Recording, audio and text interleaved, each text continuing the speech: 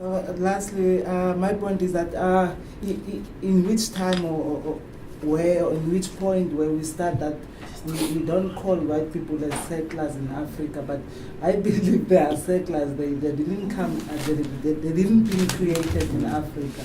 So that my question, in which point where we started to differentiate that white people, they are also African. This is a very interesting way, because white people aren't the only people who are settlers.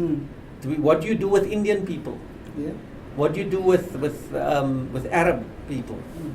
What do you do with other black Africans? So you get people from one part of the continent who come to another part of the continent. What do you call them? We saw the xenophobic attacks here in 2008, and the continuing suspicion of Somali traders, for instance. Yeah. And in other parts of Africa, you have this too. So, firstly, the whole idea of a settler, to link it only to white people, is a problem. Now, of course, that's why you must ask the political question about political orders that enabled certain forms of movement and settlement. Okay?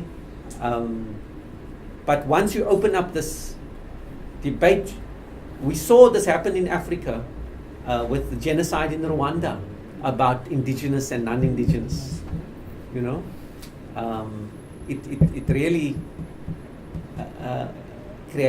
can be seriously problematic when people begin to say these things. So what you need to do is work out a way in which people can resolve conflicts, historic conflicts also, and historic dispossession orderly. That's what we say. We have land commissions and we have all these things to deal with these questions, so that you can change the situation with the minimal bloodshed and no bloodshed. You see what I mean? Because human history is a history of movement. But it's also a history of movement. It's a history quite literally, because where do you begin and where do you end? The human origins are in Africa. So, in a sense, all Africans are settlers.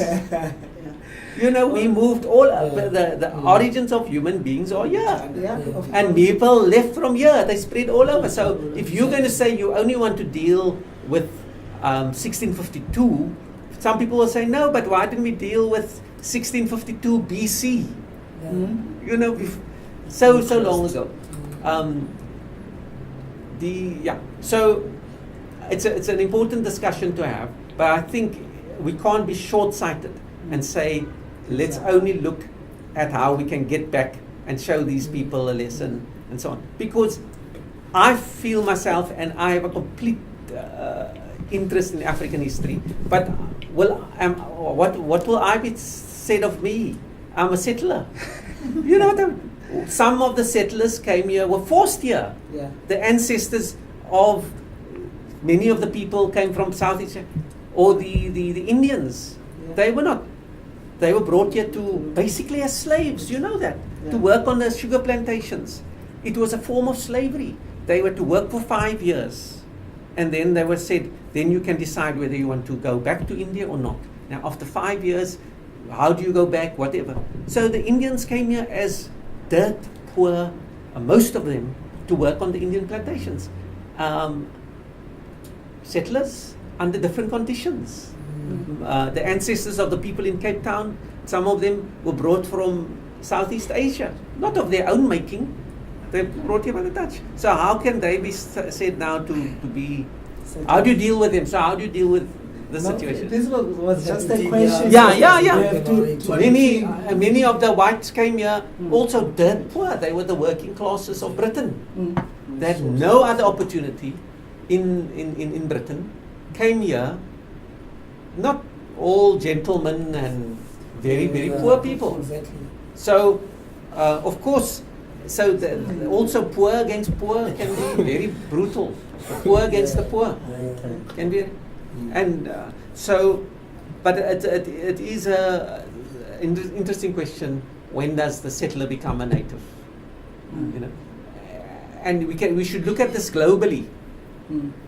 We should look at this globally, and how we can deal with it, and take lessons from other situations. In South Africa, of course, it's really a question of the resources, of how it's still concentrated. It's still concentrated in the hands of a small minority. And there's a small transfer to a small elite, black elite. You know, and the black elite can easily go against the black majority. Look at what Cyril Ramaphosa, apparently his SMS on Marikana.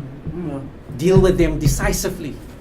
Here was the former leader of the mine workers saying this to the police or whoever. Deal with them. Yeah, but deal with them decisively. That's what he said. So we see this in all over Africa, where these people were in prison for a long time. Kenyatta. That's why we have to learn these histories, and how easily there can be a turnaround, and their attitude towards wealth, towards opposition, towards people in their own parties, and so on. This is the purpose of learning some of these things, that we don't be naive and so on.